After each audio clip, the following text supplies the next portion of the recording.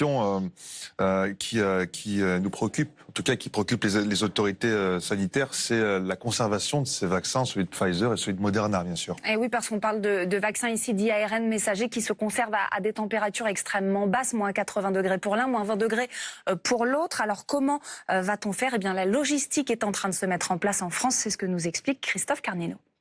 Des doses de vaccins très sensibles, instables, qui nécessitent une conservation extrêmement précise allant jusqu'à moins 80 degrés, le tout impliquant un important dispositif logistique. Une organisation impressionnante a été mise en place pour stocker dans certains endroits en France ces vaccins, puis de les faire transporter dans des conditions ad hoc vers les lieux de vaccination. Il y a 2 systèmes. Ça devrait fonctionner. Pour assurer cette logistique, un matériel de pointe devrait être utilisé. Les laboratoires comme Pfizer réalisent actuellement des appels d'offres auprès de sociétés spécialisées.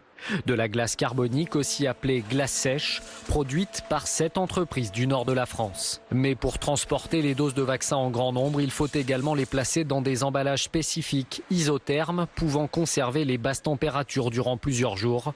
Cette autre société du nord de la France est spécialisée dans leur confection. Quand vous avez une expédition à faire au jour J, vous avez l'emballage qui est stocké à température ambiante, vous avez la carboglace d'un côté et ils ouvrent le réfrigérateur, enfin le congélateur basse température, ils mettent la charge prescrite en termes de dose dans l'emballage et ils remplissent de carboglace et là le top est donné.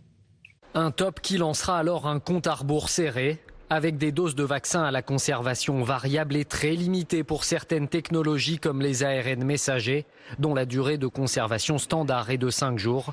Une technologie notamment utilisée par le vaccin du géant Pfizer. Jean-Paul Stahl, effectivement, il y a cette question, est-ce qu'on devrait